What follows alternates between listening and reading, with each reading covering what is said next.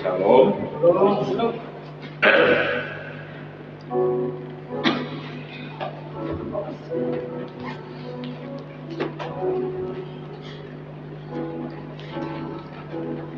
Firman Tuhan dalam beberapa minggu ini sungguh mengajak kepada setiap kita bagaimana kita menjadi umat Tuhan yang berkenan, yang militan, yang sungguh-sungguh kita cinta, kita taat, kita setia kepada Tuhan. Bapak Ibu dikasih Tuhan, hari ini saya ingin melanjutkan apa yang disampaikan dalam beberapa pertemuan kita dalam baik hari Minggu maupun hari Rabu. Hari Rabu Bu Binting berbagi kepada kita tentang juga bahwa Tuhan itu mengasihi Israel. Dia katakan, aku mengasihi kamu, kata Tuhan kepada umatnya. Tapi umatnya ini justru bertanya, bagaimana engkau mengasihi aku Tuhan? Ya, dan Bu Binting mengupasnya dengan baik secara dalam. Itu menjadi sebuah evaluasi lah kira-kira begitu ya. Bagaimana kasih kita kepada Tuhan. Dan hari ini saya ingin berbagi firman Tuhan yang kita ambil dalam kitab Wahyu pasal yang kedua.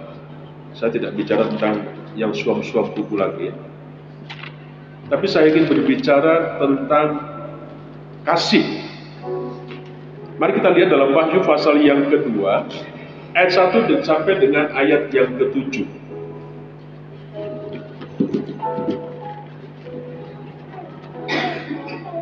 Wahyu pasal yang kedua, ayat pertama sampai dengan ayat yang ke-7. Mari kita akan membaca secara silih berganti, Bapak Ibu. Saya membacakan ayat ganjil, Bapak Ibu Saudara, 6 sampai dengan ayat yang ke-7. Demikian firman Tuhan. Kepada jemaat di Efesus, tuliskanlah kepada malaikat jemaat di Efesus. Inilah firman dari Dia yang memegang ketujuh bintang itu di tangan kanannya dan berjalan di antara ketujuh kaki dian emas itu. Aku tahu segala pekerjaanmu, baik dari layamu maupun kemenanganmu. Aku tahu engkau tidak dapat sabar terhadap orang jahat, bahwa engkau telah melukai mereka yang menyebut dirinya rasul, tetapi yang sebenarnya tidak demikian, bahwa engkau telah mendapati mereka pendusta. Dan engkau tetap sabar dan menderita oleh karena namaku, dan engkau tidak mengenal lelah. Namun demikian aku mencela engkau, karena engkau telah meninggalkan kasihmu yang sesungguhnya. Sebab itu ingatlah betapa dalamnya engkau telah jatuh. Bertobatlah dan lakukanlah lagi apa yang semula engkau lakukan.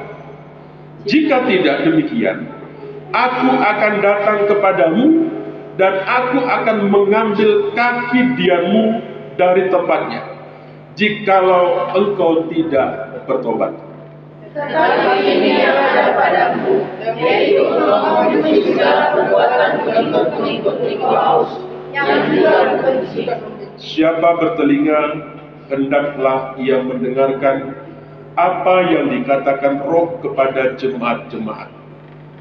Barang siapa menang, dia akan kuberi makan dari pohon kehidupan yang ada di taman Firdaus Allah. Amin. Sekali lagi berbahagia Bapak Ibu yang membaca firman Tuhan, yang mendengarkan firman Tuhan, dan tentunya yang melakukan akan firman Tuhan. Ayat yang keempat, mari kita membaca bersama-sama. Ayat yang keempat, 3, 4. Namun demikian aku mencela engkau, karena engkau telah meninggalkan kasih yang semula. Namun demikian aku mencela engkau, karena engkau telah meninggalkan kasihmu yang semula. Meninggalkan kasih yang semula. Itu menjadi judul kita hari ini ya. Meninggalkan kasih yang semula.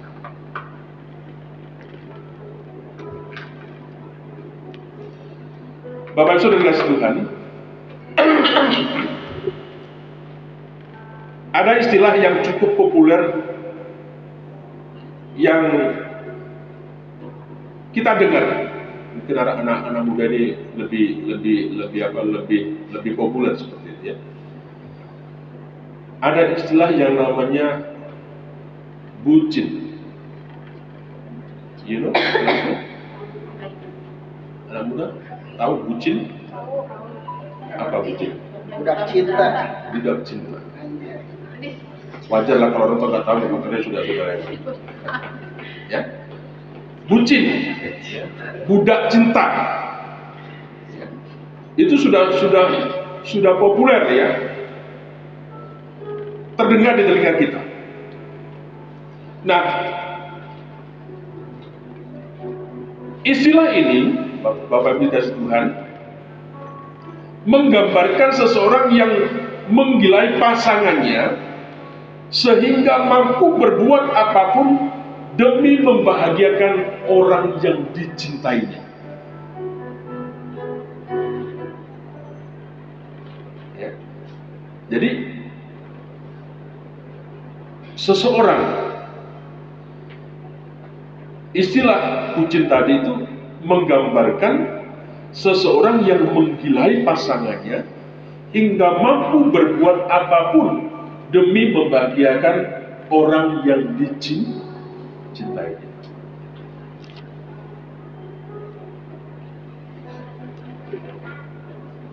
Kira-kira kita kan budak cinta nggak? Budak. Budak cinta. Dimakan budak cinta.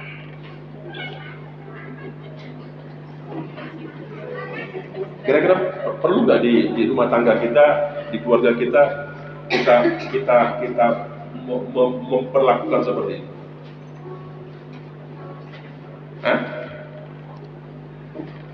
Seseorang yang menggilai pasangannya hingga mampu berbuat apapun demi membahagiakan orang yang dicintainya. Tapi dalam pemahaman yang positif gitu ya. Kalau kau dilarang satu misal sama pasangan, kau usah pergi gereja, kamu nggak berangkat, ya bukan itu maksudnya. Karena kau menuruti apa yang dia mau, tidak. Ada sesuatu yang prinsip yang tidak boleh ditawar-tawar. Ya. Memang Bapak Ibu dikasih Tuhan, hal yang seperti ini biasanya terjadi kepada orang yang baru jatuh cinta. Bucin. Ya. Baru orang yang jatuh cinta. Memang awal jatuh cinta itu sungguh-sungguh menggelora. Bapak Saudara pernah nggak mendengar sampai ada lirik lagu yang mengatakan seperti ini? Apakah ini namanya cinta? Ya. Apakah ini namanya cinta? Begitu membingungkan, aku kini sedang jatuh cinta. Kutanyakan, mengapa hatiku resah? Ya. Hatiku gundah, semuanya jadi serba salah. Kalau raja terikat, kira-kira baju itu tidak. Kira-kira begitu. Kenapa? Karena kita mau ketemu seseorang, cocok enggak? Tadi waktu itu Pak Pendeta diam-diam, aku lihat sih itu. Ternyata Pak Pendeta juga ganteng gitu. Tapi ketika nunduk, ya ampun, botak begitu kan? Ya. Bapak Ibu seperti itu ya. Aku mau makan, kata Sar itu, ingat kamu. Ya. Aku mau tidur juga ingat kamu. Aku mau pergi, ku ingat kamu. Oh cinta, mengapa semuanya serba kamu?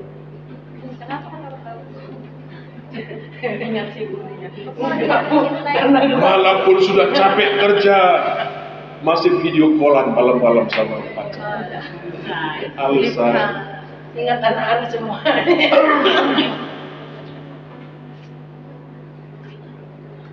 Itu yang baik. Aku sedang bingung. Aku ingat kamu. Ya. Aku sedang sedih. Juga ingat kamu. Aku sedang bosan, bete. Ayo jalan-jalan. Aku ingat kamu.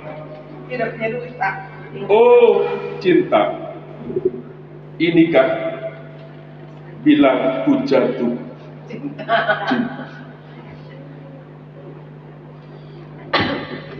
Biarlah Bapak Ibu yang saya bercerita ini mulai mengenang, bernostalgia dulu waktu Bapak Ibu masih muda. Enggak ingat, Pak. Sebenarnya hari ini saya bisa bikin Bapak Ibu memberikan testimoni ya tentang kasih mula-mula kepada pasangan.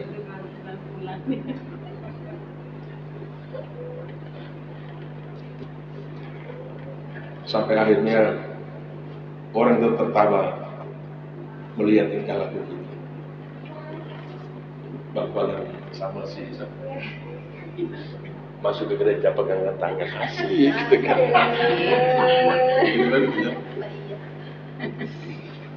Anak muda kalau di depannya pastori, Bapak Ibu kacanya itu. Jadi kadang-kadang pendeta di dalam itu ketawa-ketawa gitu ya.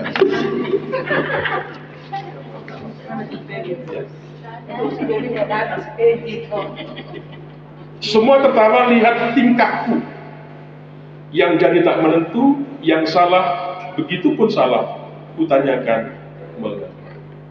Itu sebuah lirik yang menggambarkan tentang orang yang baru jatuh cinta.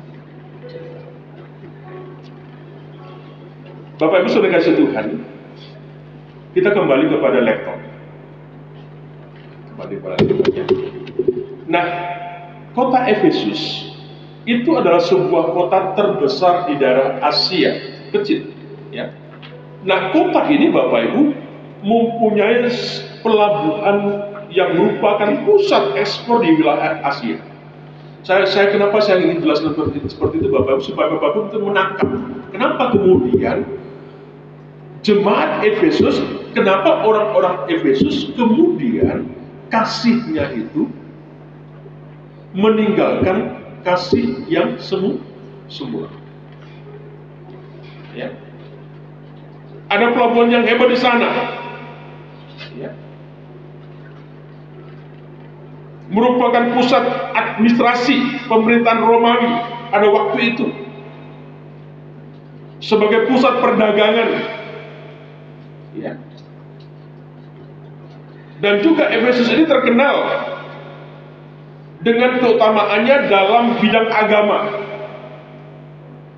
Nah, karena di situ adalah tempat yang menekankan, daerah yang menekankan seperti itu Bapak Ibu, maka di sana dibangun kuil-kuil untuk penyembahan berhala. Ya. Ada kuil yang berhala yang bicara yang dia punya itu berbicara tentang sebuah kesuburan.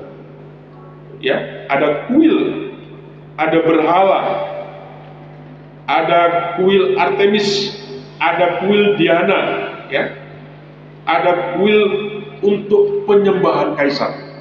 Ya, di kota itu ada banyak patung, ada banyak tempat-tempat penyembahan seperti itu ya. Termasuk salah satunya adalah kuil untuk penyembahan kaisar. Nah, kalau kita membaca dalam surat kiriman Yohanes tadi Bapak Ibu, kepada 7 jemaat, maka jemaat Efesuslah yang pertama disapa karena keutamaannya dan kedudukannya yang terkemuka, menjadikan yang jemaat di sana itu pun menjadi terkemuka di antara ke-7 gereja. Ya.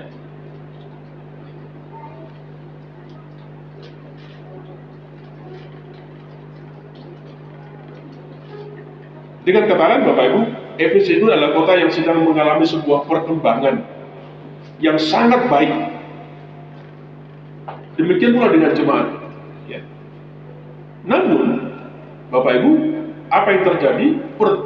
Pertumbuhan jemaat di sana terganggu dengan adanya guru-guru palsu. Ya. Mama Cinta kemarin nanya, apa jadinya nabi palsu? Dan saya bisa sedikit singgung tentang guru palsu. Orang Kristen yang palsu, karena begitu. Sedang lagi-lagi semangatnya, bergairahnya begitu. Tetapi ada satu sisi yang terjadi di sana, ternyata terganggu dengan adanya guru-guru palsu. Bapak Ibu, saya sudah memberikan gambaran tentang keadaan situasi daripada Efesus. Sehingga dalam firman Tuhan, bukan orang ada firman Tuhan mengatakan begini, Bapak Ibu, ini bisnis kaisar. Ya. Bukan orang yang memanggil nama Tuhan akan diselamatkan. Ada 2 konteks ayat itu yang berbeda. Sepertinya itu berbenturan, tetapi katanya yang di satu ayat kalimat itu ada yang mengatakan orang yang memanggil itu diselamatkan, tetapi di satu tempat yang lain tidak diselamatkan. Sepertinya kontradiksi begitu Bapak. Ya. Nah, inilah sebenarnya yang melatar belakangi. Ya. Bagaimana orang akan menyembah kepada Yahweh, kepada Allah, kalau pada waktu itu, ya, siapa yang berani menyembah kepada Allah, kepada Yahweh pada waktu itu? Bapak Ibu, tantangannya tidak mudah. Ya. Kaisar.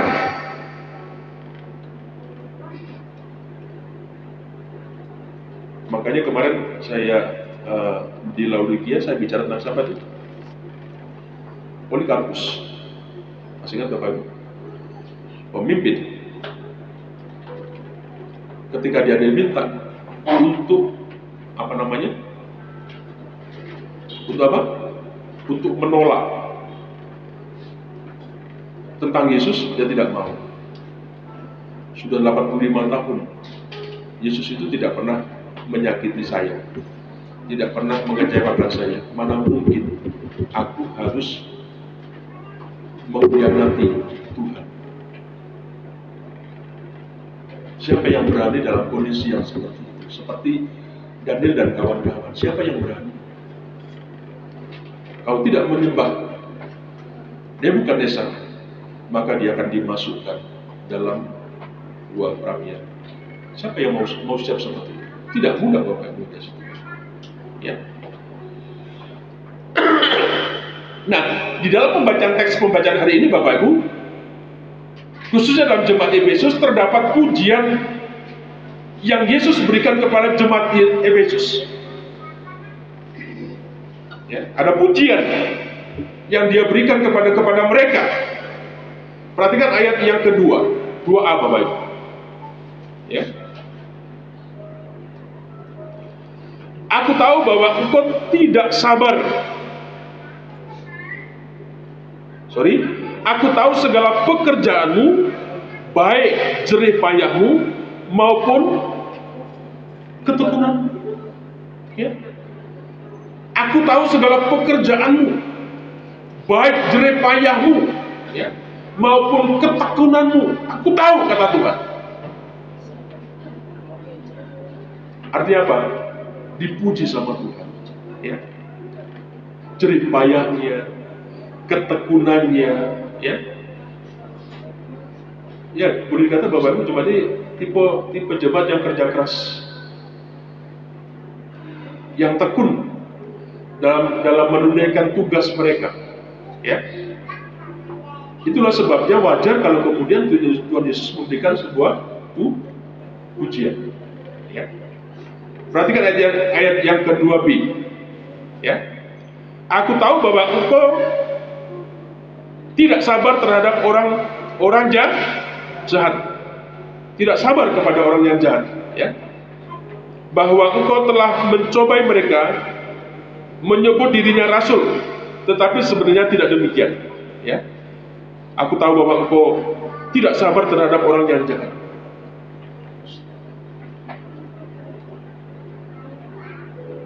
Engkau telah mencobai mereka yang menyebut dirinya rasul, tetapi yang sebenarnya tidak demikian, bahwa engkau telah mendapatkan mereka adalah pendusta. Hebat enggak? Ya. Yang notabene rasul itu dikuliti, itu dibongkar oleh jemaat Efesus. Tahu bahwa dia adalah rasul palsu, dia pendeta yang palsu, imam yang palsu, nabi yang palsu, kira-kira begitu. Dikuliti sama jemaat Efesus. Tahu dia, ngerti.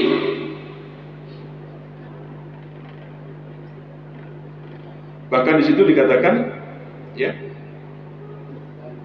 sikap mereka terhadap pengikut Nikolas. Bagaimana pengajaran daripada Nikolas itu, Bapak Ibu? Walaupun ada beberapa pandangan, Bapak Ibu, tetapi Nikolas dan pengikutnya itu melegalkan perzinahan, ya, dan makan makanan yang dipersembahkan kepada Baal. Tidak apa-apa, ya, makan saja. Ya, sehingga Tuhan katakan, Tuhan, aku benci juga dengan pengikut Nikolas.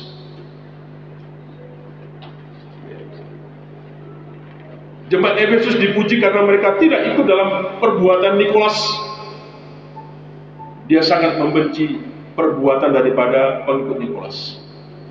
Wajar kalau dia mendapatkan sebuah pujian. Yang ketiga, Bapak Ibu, lihat, perhatikan ayat yang ketiga. Ya, dikatakan di sana, dan engkau tetap sabar dan menderita oleh karena namaku, dan engkau tidak mengenal lelah. Ya, engkau tetap sabar, ya, dan menderita oleh karena namaku, dan engkau tidak mengenal lelah.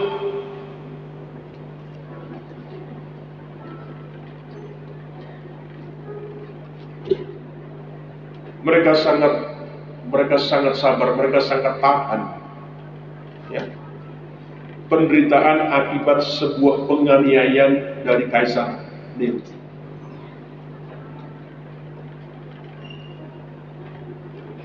Bapak Ibu, saya ingin menekankan dulu dalam bagian ini. Ada kata tadi, ketekunan, kesabaran.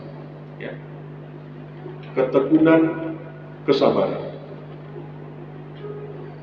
Artinya apa di sini, Bapak Ibu? Ini menunjukkan bahwa jemaat di Efesus itu mereka tidak tunduk pada norma dan tekanan masyarakat.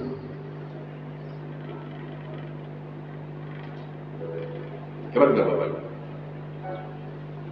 Dilarang beribadah, tidak bisa, harga mati, harus ibadah. Dimanapun saya harus ibadah, kira-kira begitu, ya. Dia tidak tunduk pada norma dan tekanan masyarakat. Seperti yang katakan, karena ada banyak penyembahan berhala di situ, Bapak Ibu. Ya.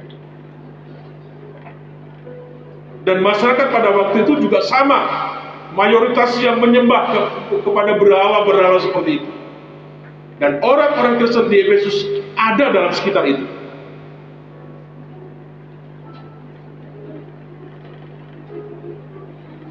Tidak ada menyembah dewa-dewa daripada Di situ Bapak Ibu. Tetapi sekali lagi dia menyembah kaisar. Mengapa dia menyembah kaisar? Karena kaisarlah yang bisa membuat kayak kedamaian, kemakmuran daripada ekonomi, ya, secara kebangsaan di negeri itu.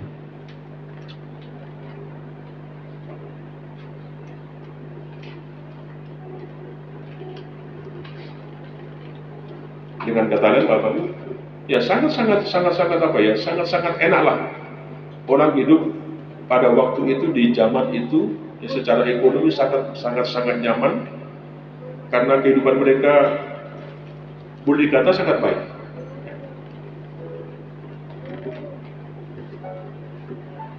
Nah, persoalannya Bapak Ibu, kalau masyarakat situ menyembah kepada berhala tadi, kepada dewa-dewa, kepada kaisar Bapak Ibu, kalau ada orang yang tidak menyembah di situ, itu aneh. Kira-kira begitu ya, aneh. Sehingga pasti akan dicap, ya, dia sebagai orang yang ateis, ya, karena semuanya kondisinya seperti itu.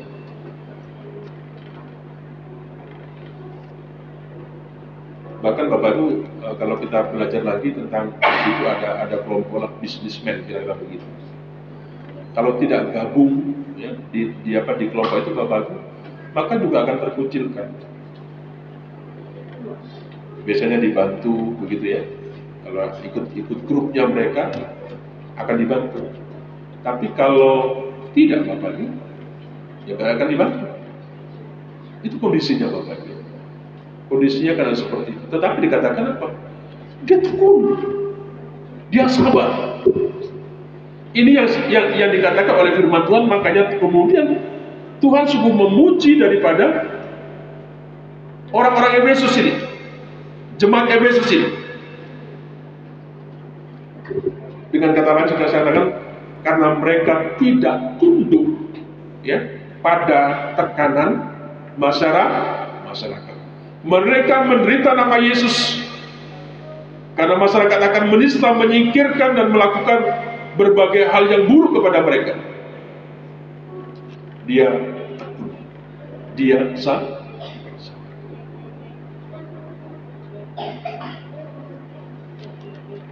Tentang ajaran palsu tadi Bapak, ya. Ini saya katakan hebat. Jemaat Efesus bisa mampu membongkar kepalsuan daripada mereka.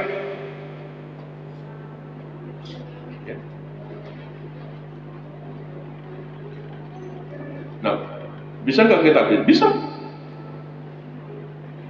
Untuk kita bisa, kita harus melakukan, ya, kita membutuhkan pemahaman rohani yang kuat. Makanya di gereja kita paling tidak sudah kita memulai Bapak Ibu, kita belajar bersama-sama untuk kita belajar tentang firman Tuhan, mengenal perjanjian lama, mengenal perjanjian baru, dan macam-macam. Ya. Paling tidak itu menjadi satu pegangan Bapak Ibu untuk bisa mengenali apakah pengajaran-pengajaran yang diajarkan oleh seseorang itu benar atau tidak. Bapak Ibu bisa mengkajinya, Bapak Ibu bisa menelitinya, ya. Nah, ini yang terjadi dengan jemaat Efesus, ya. Aduh, hebat. Jadi kalau khotbah ke jemaat Efesus harus hati-hati. Kira-kira begitu ya. Bagaimana pengajarannya, benar nggak? Dan sebagainya, ya. Nah, yang membongkar kepalsuan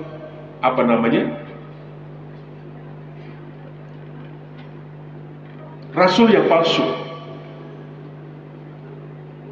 Dari mana kita tahu? Dari cara hidup mereka, ya. Dari cara hidup mereka dia bisa tahu. Di sisi luarnya, jika kita amati, ya, kalau mereka amati, mereka akan terlihat sebagai orang-orang yang baik, ya. Tetapi mereka adalah ancaman besar bagi gereja.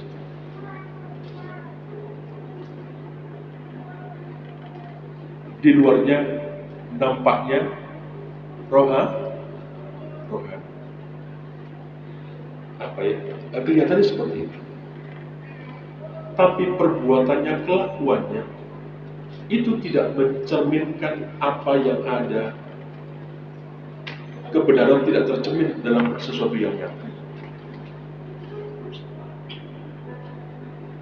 Bapak Ibu, ini yang sedang terjadi di sana, Bapak Ibu.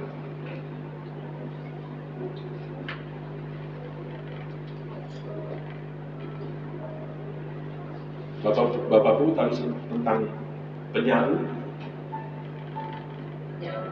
Tahu penyaru? Penyaru. Mereka seperti penyaru. Penyaru itu dalam bahasa Indonesia itu artinya apa ya?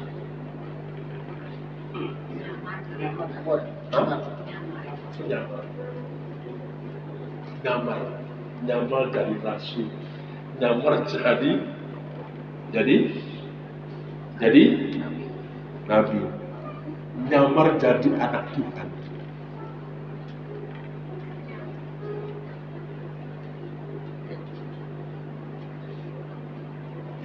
Kelihatan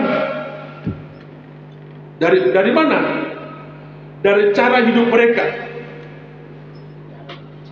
Dan ini mengancam besar gereja. Ya.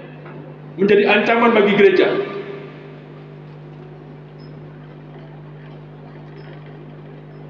Tapi pemimpin-pemimpin di Efesus ngerti tentang orang-orang penyamar itu, dia tahu.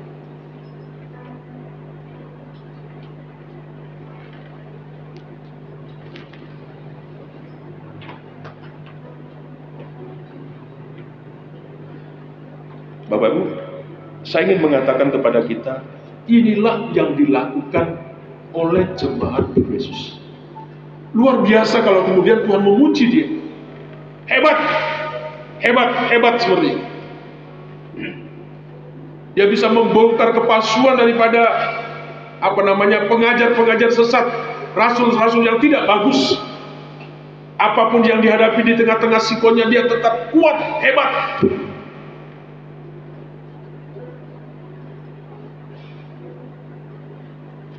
Sehingga kalau dikatakan, itulah sebuah kehebatan, keunggulan daripada jemaat Efesus, Bapak Ibu. Namun demikian, Bapak Ibu,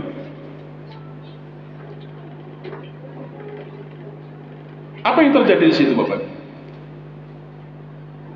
Hal yang terkesan aneh kalau kita melihat dari kisah tadi, Bapak Ibu.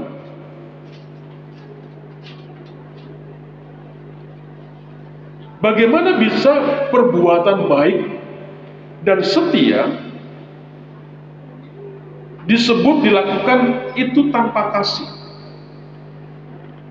Dia mengerjakan sesuatu yang luar biasa yang tadi saya jelaskan di situ. Ya. Tetapi bagaimana bisa perbuatan baik dan setia itu ya dilakukan tanpa kasih? Bukankah kasih adalah sebuah pendorong bagi seseorang untuk melakukan perbuatan baik dan setia? Kasih itu yang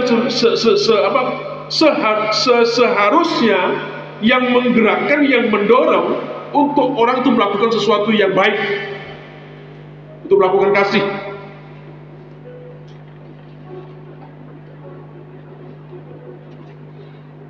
Itu kan menjadi pertanyaan. Kenapa bisa ya? Kok seperti itu? Bapak Ibu, bisa jadi hal ini bisa terjadi, sangat mungkin ya.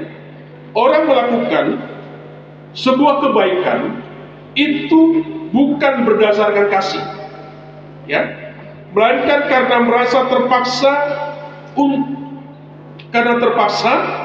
atau orang itu sedang berada di bawah ancaman. Bisa jadi seperti itu.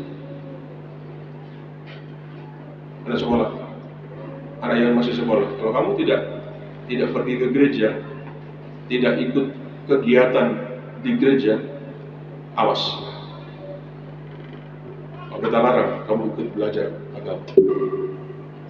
Awas, nilaimu aku kurangi.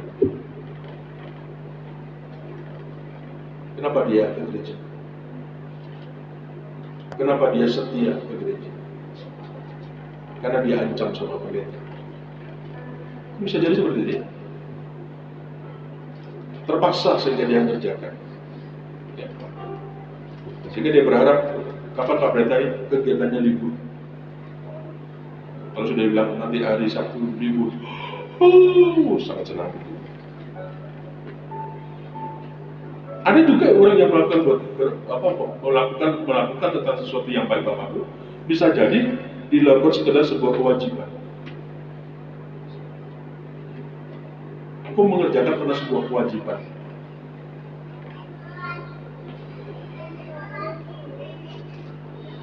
Atau juga bisa engkau mengerjakan itu sebagai sebuah kebiasaan.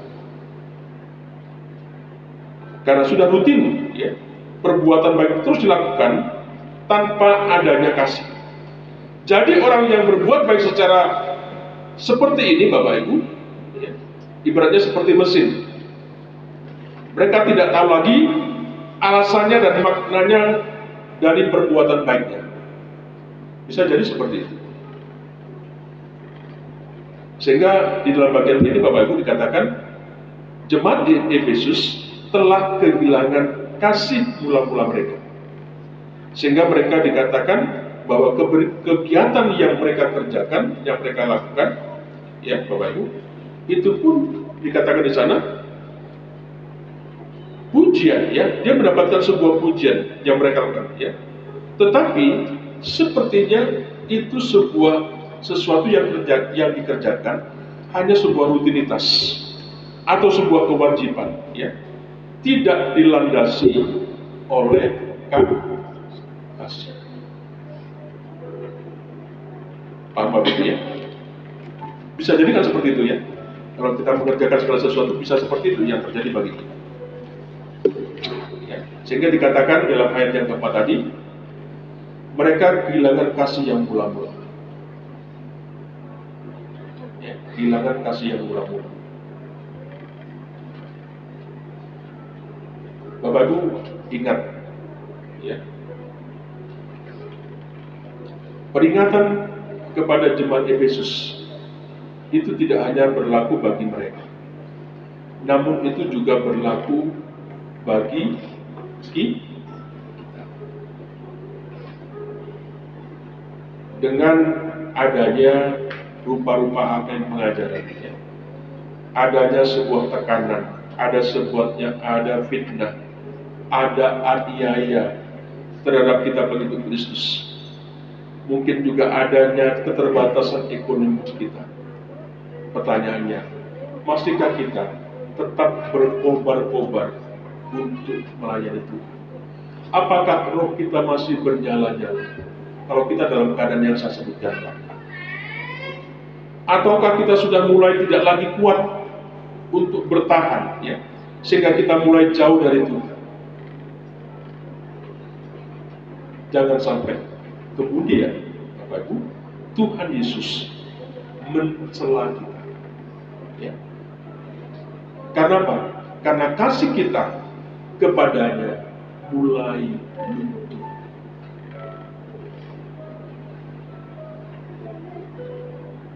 Apakah kasih Bapak Ibu kepada Tuhan melalui gereja ini mulai luntur?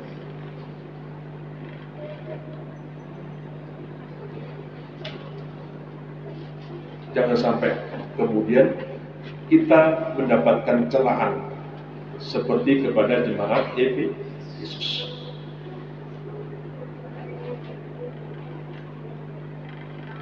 Apa yang harus dilakukan kalau kasih kita sudah mulai luntur, sudah mulai hilang seperti itu? Perhatikan ayat yang kelima, ya. 5a. Ingatlah, ya, ingatlah betapa dalamnya engkau telah jatuh. Ingat betapa dalamnya engkau telah jatuh. Nah, Tuhan Yesus menyuruh kepada jemaat Efesus, Bapakku, termasuk kepada kita juga, untuk sadar, ya, bahwa bahwa kita pun, mereka pun sebenarnya telah jauh daripada Tuhan. Bapak Ibu kalau hari Minggu mendengar apa yang disampaikan penting, kita hanya di sini bicara begini, Tuhannya ada di luar. Kita mau kasih persembahan sama Tuhan, Tuhan bilang,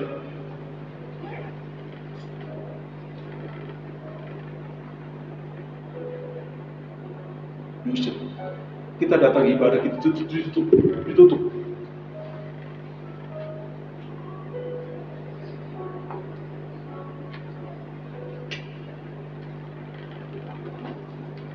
Ya.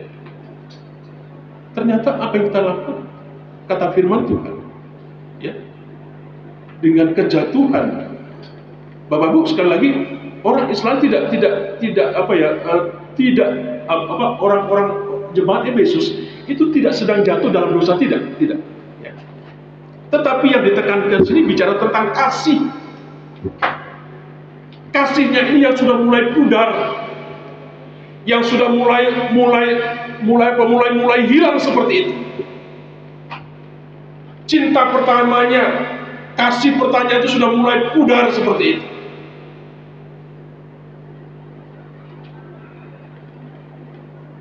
Banyak rumah tangga kadang-kadang retak, mulai cekcok, mulai perselisihan. Ya. Kenapa itu bisa terjadi?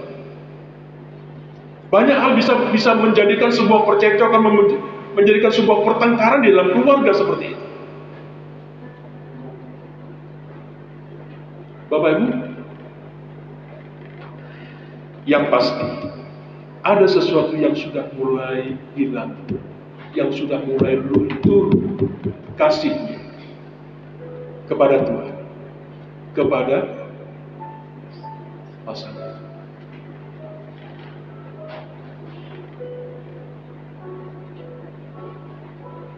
Aku mau pacaran, tapi dadang, kapan ya aku dikawinkan?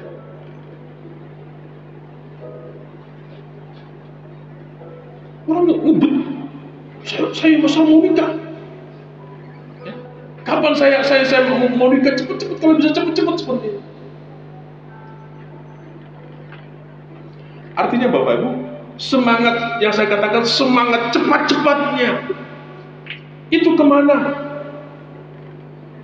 Pinginnya bersatu, pinginnya cepet-cepet bisa berlangsung berumah tangga.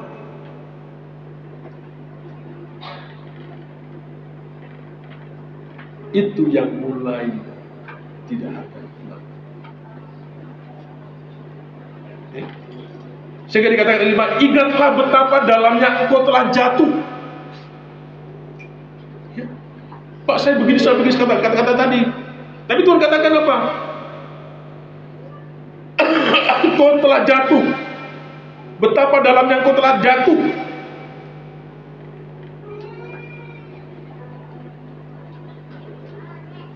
Mari Bapak saya mengajak kepada setiap kita, Bapak. Kita diingatkan melalui bagian ini untuk melihat dan mengintrospeksi diri kita masing-masing. Segala aktivitas yang kita lakukan. Mungkin kita tetap melayani Tuhan, ya. Tetapi yang menjadi permasalahannya adalah apakah kita punya sebuah kesungguhan, ya, dengan kasih, ya, atau kita hanya sedang ikut-ikutan, atau karena ada sebuah kepentingan tertentu kita melayani Tuhan.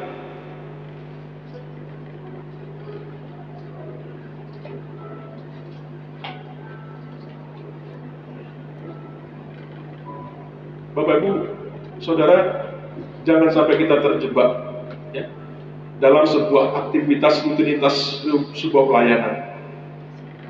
Namun sebenarnya kita tidak lagi punya hubungan yang dekat dengan Tuhan.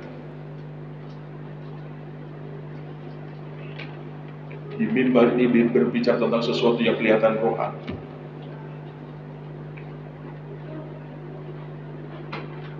Tetapi prakteknya dalam kehidupan kesehariannya jauh daripada apa yang hidup.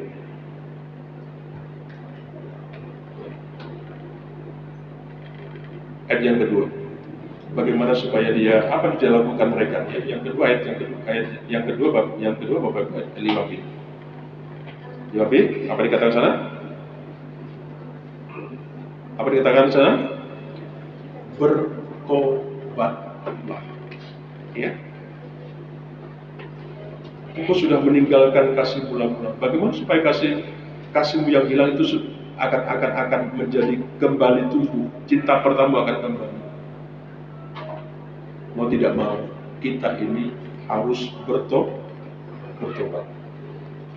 Jika kita mendapati diri kita dalam keadaan yang demikian, maka dikatakan bertobatlah, akulah itu di hadapan Tuhan, agar Tuhan memulihkan kita kembali.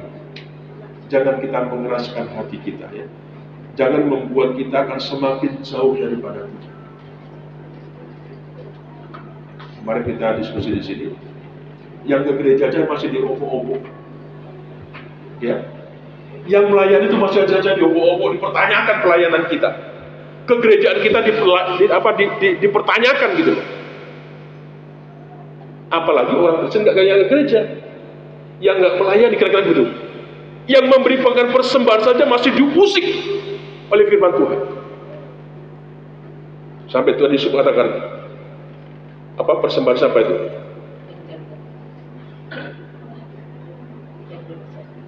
Dia kasih sampai serasis, yang sampai kecil-kecil itu dihitung. Ya, itu dikerjakan, dilakukan. Tapi sama Tuhan Yesus masih dicemooh, masih dikritisi juga gitu loh. Apalagi yang kita tidak kerjakan begitu loh. Yang kerjakan saja masih diobok-obok, masih dipertanyakan.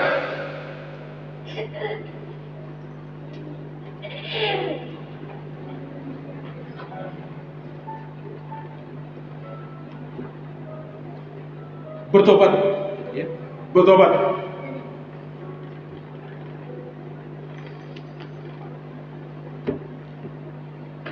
Saya awal kita ketemu di sini. Kalau orang nggak mendengarkan apa yang diajarkan Pak Bukinting, nggak bertobat, itu nggak tahu saya.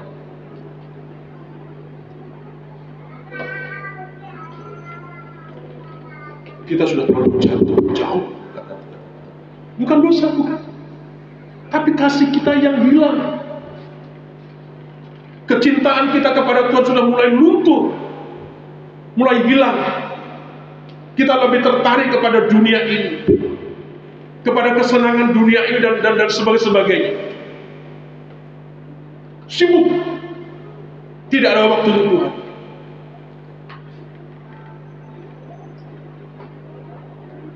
Mungkin yang bilang persembahannya apa namanya, remah-remah, persembahannya kambingnya itu yang jelek, yang tidak baik, itu jahat.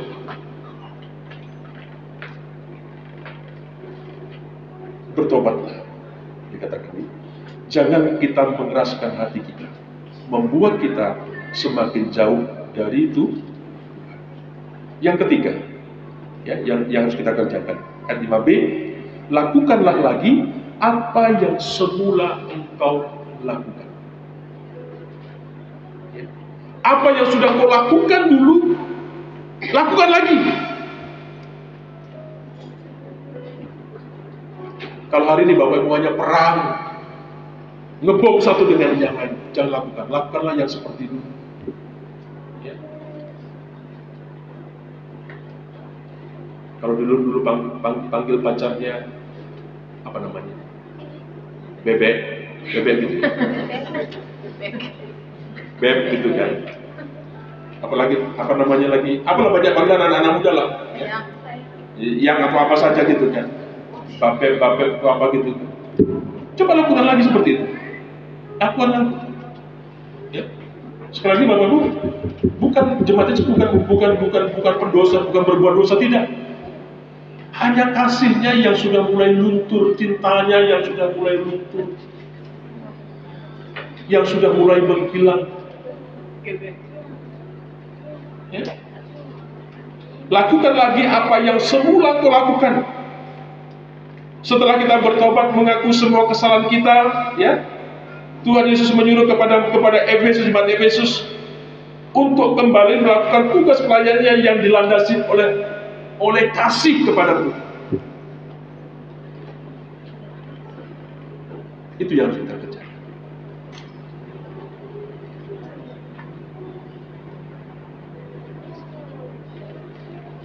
Kemarin saya memberikan PR kepada yang belajar Bapak Ibu.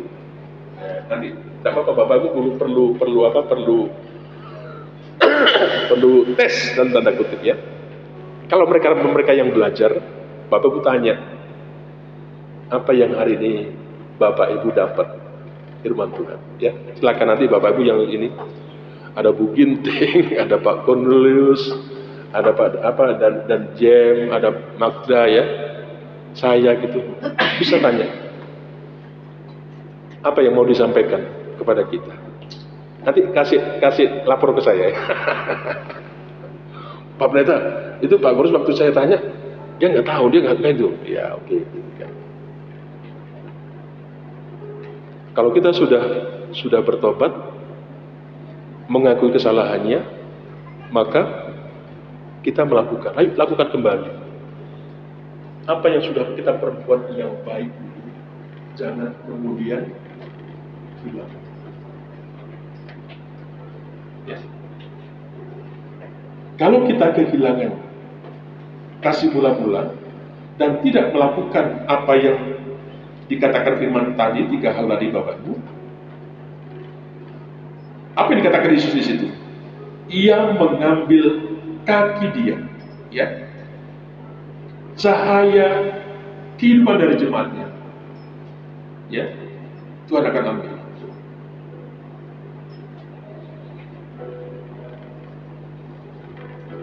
Saya perlu Bapak betul telinga ini. Tuhan, saya kemarin melayani di KM Silo ya, Pak Pendeta Suheri. Saya melihat gerejanya ada wartanya Bapak. Saya perhatikan di luar biasa ya. Saldonya di sana ada 18 juta sekian. Tuhan, kenapa di gerejaku kok justru bukan 18 juta?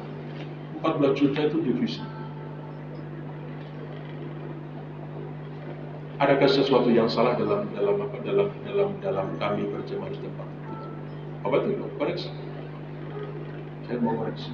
Jadi, adakah sesuatu yang hilang dalam diri kami jemaat di sini?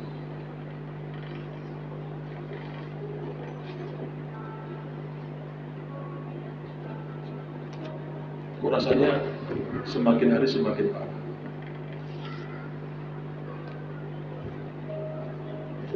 Dikatakan Bapak Ibu, Tuhan mengatakan di situ, Yesus mengatakan, Ia akan mengambil kaki dia dari jemaatnya. Ya.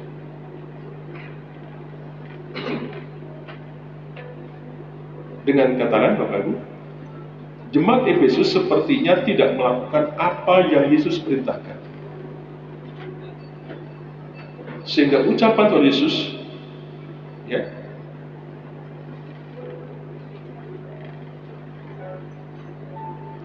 maka dia akan mengambil.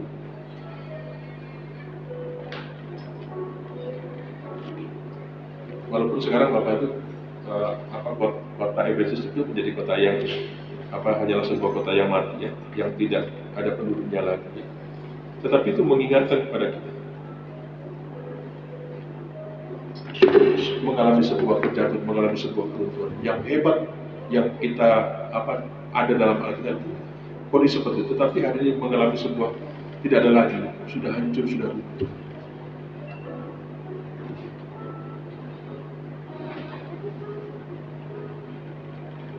Mari Bapak Ibu yang kasih Tuhan, saya ingin sungguh mengajak kepada setiap kita. Apakah kita sudah juga seperti jemaat Efesus ini?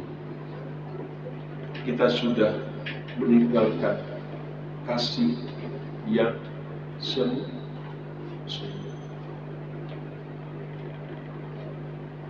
Kalau ada keluarga yang berantem, saya biasanya pasti kadang-kadang saya ngomong dulu, kamu tuh Apa ngebetnya kamu dulu? Seperti apa sih? Maksudnya ingatlah waktu kamu ngebet dulu mau nikah sama dia. Itu yang kau ingat. Itu harus kau kembali ke sana gitu.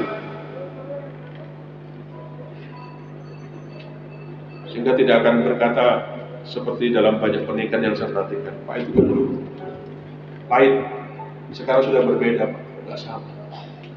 Dulu hanya memenuhi dari persyaratan dari pernikahan dan gereja. Apakah kau akan setia dengan pasangan hidupmu, suka duka senang bahagia dan sebagainya sampai ya saya berjanji. Bapak Ibu, harapan saya kembalilah kepada kasih yang mula-mula. Jangan sampai kemudian itu menjadi jangan sampai itu menjadi gereja ini. Saya tidak mau juga kaki dian di jemaat di tempat ini airnya juga diambil sama.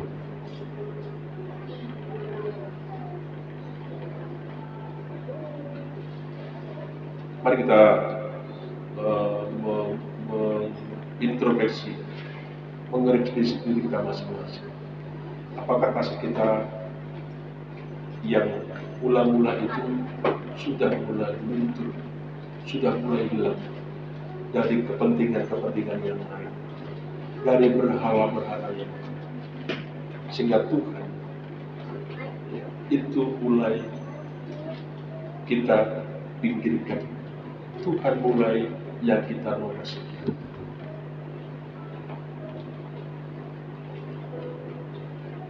Kita tidak boleh munafik, Bapak. Jujur dalam kehidupan kita bisa jadi seperti apa yang dialami oleh jemaat Yesus. Tetapi ada satu persoalan yang Tuhan berikan kepada mereka, celaan kepada mereka tentang kasih. Jadi secara umum gereja ini tidak melakukan dosa, tidak berbuat dosa, tidak. Tetapi itu tadi kasihnya yang sudah mulai padam, sudah mulai luntur. Bagaimana supaya supaya memulihkan lagi supaya tidak padam? Tadi kata firman Tuhan, bertobat. Ya. Ingat kembali apa yang sudah pernah kita kerjakan, kita lakukan. Mari kita lakukan. Mari kita tunduk kepala, kita berdoa bersama-sama.